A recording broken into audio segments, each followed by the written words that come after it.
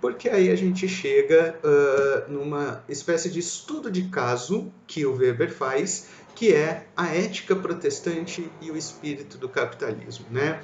Uma obra extremamente importante, né, escrita pelo Weber, publicada em 1920 e tal, em que ele, na verdade, pressupõe a realização simplesmente de uma relação, né, entre a confissão religiosa num determinado país e o desenvolvimento do capitalismo nesse país, né?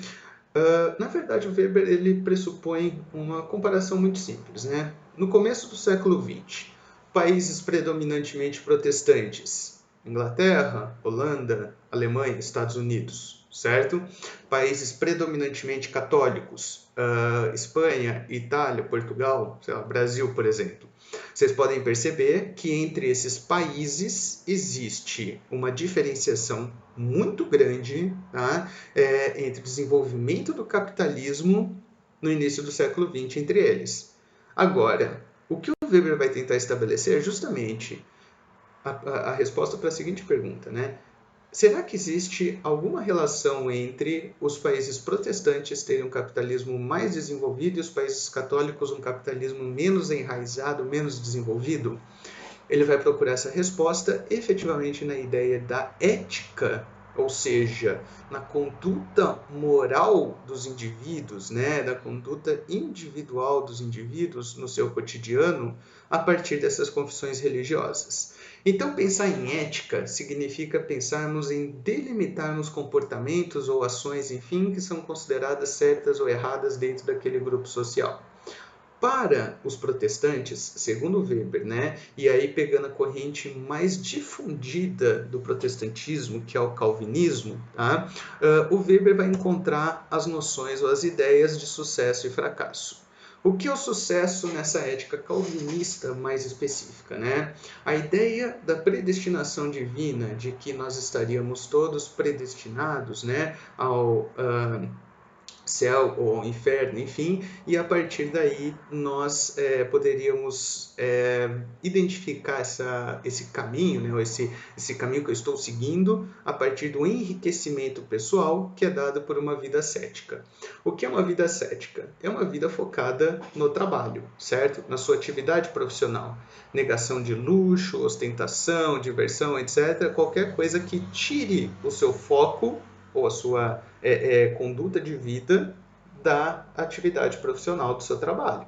Tudo bem? Então, quanto menos eu foco a minha vida no trabalho, menos eu enriqueço, menor é o meu sucesso. Portanto, isso significa uma conduta de vida que me afasta da salvação. Prestem atenção que não é qualquer enriquecimento, é enriquecimento dado pelo trabalho, é um enriquecimento dado pela sua atividade profissional, é um enriquecimento dado a partir da poupança e da integridade do caráter na sua atuação profissional. Tudo bem? Por outro lado, o fracasso ele é construído a partir, a ideia de fracasso é construída pela não aptidão ao trabalho. Né? Ou seja, as pessoas que não têm uma conduta de vida condizente com essa espécie de salvação, com essa espécie de atitude que leva ao enriquecimento pelo trabalho. Ou seja, demonstração de incapacidade ao trabalho. Certo? Por exemplo, né, vocês podem perceber que isso pode ser entendido como uma espécie de postura meritocrática, né? Uma espécie de, lá no século XVI, na época da Revolução Protestante, né, da Revolução Calvinista, etc., da Reforma, desculpa, Reforma Protestante, da Reforma Calvinista, etc., na verdade, queridos e queridas, nós teríamos a ideia de merecimento. E aí a gente tem a sementinha dessa ideologia capitalista que vem na noção de meritocracia, esforço, recompensa, etc. Dessa forma, então, pensarmos na ética protestante é pensarmos no conjunto de condutas de vida a ser seguida pelo fiel a fim de atingir a salvação. Conduta de vida baseada exatamente, né, nessa construção metódica da sua vida focada no trabalho. Quanto mais eu trabalho, quanto menos eu me afasto, me desvirtuo do trabalho, tudo bem? Mais próximo da salvação eu vou estar, porque isso vai refletir no maior enriquecimento. Poupança, trabalho, integridade de caráter, certo? Percebam, valores que são muito próximos e muito presentes dentro disso que a gente chama de espírito do capitalismo, certo?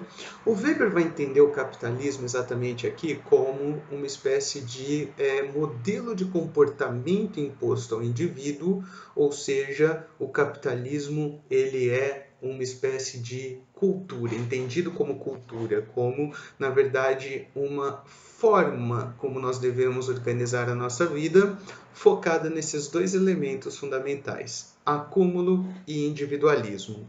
A mentalidade capitalista, essa cultura de vida capitalista, ela é dada a partir da necessidade da busca pelo acúmulo material, e isso se dá pela atuação individual, meritocracia. Você é o único obstáculo entre o seu sucesso ou o seu fracasso, certo? Você é o seu maior inimigo, né? E se você se esforçar, se você trabalhar, se você merecer, se você tiver uma conduta de vida correta desse aspecto profissional, você vai, obviamente, alcançar um enriquecimento que dentro da ética protestante representaria então essa salvação, segundo Weber. Tudo bem? Então, a busca incessante pelo enriquecimento, percebam, é uma ação social racional relativa a fins, certo? Você trabalha, você se esforça não exatamente pensando na sua satisfação pessoal com o trabalho, não apenas no enriquecimento em si, mas porque isso significa ou representa a possibilidade de salvação dentro desse contexto, certo? E isso só é válido a partir do momento em que nós tivermos a internalização dos indivíduos dos valores de poupança, disciplina, consciência profissional, ou seja, a profissão, o trabalho, ele é exatamente algo a ser valorizado. Lembre-se do negócio, né? É a negação do ócio, é a negação do não trabalho, é a valorização da sua atividade profissional e das suas atividades cotidianas, focadas especificamente nessa construção profissional. Tudo bem? Então, percebam que isso tem relação com o que o Weber chama de tipo ideal, ou seja, é um tipo ideal de comportamento transmitido institucionalmente para as pessoas e que, na verdade, pressupõe um modelo de comportamento a ser seguido pelas pessoas dentro dessa cultura capitalista. Tudo bem? Para a gente encerrar, vamos fazer aqui uma relação bem clara entre isso que o Weber chama de asceticismo protestante, né, que pressupõe dois comportamentos fundamentais. De um lado, a valorização do trabalho e do outro, a diminuição do consumo supérfluo, do consumo ostentatório. Essa diminuição do consumo, queridos e queridas, e a valorização do trabalho tem como consequências, de um lado, a alta dos lucros, quanto mais o trabalho, mais o lucro, mais eu recebo, né, no contexto ideal, no tipo ideal de capitalismo, e o aumento da poupança de outro. Mas percebam, não é não consumir absolutamente nada, né?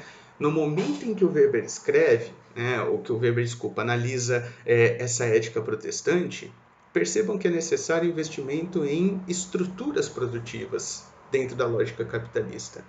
Então, eu não posso gastar com coisas supérfluas ou simplesmente poupar. Né? Eu tenho que poupar para investir. Se eu tenho uma tecelagem, por exemplo, eu vou poupar para comprar novas máquinas, contratar mais funcionários e ganhar cada vez mais. Então, essa diminuição do consumo leva ao aumento da poupança, perfeito, que deve ser investida nas atividades produtivas, e a partir daí nós temos então a construção de um desenvolvimento, ou nós atingimos o desenvolvimento capitalista, uma vez que esse comportamento difundido religiosamente através das instituições religiosas, né, na verdade gera dentro de uma sociedade o desenvolvimento de uma mentalidade capitalista e, portanto, de práticas econômicas que levam ao maior desenvolvimento do capitalismo dentro dessas regiões. Tudo bem, galera? Espero que tenha ajudado vocês aí, espero que tenha ficado claro. Beijos e abraços, até a próxima e vamos que vamos junto aí, tá certo? Até mais, galera. Tchau, tchau.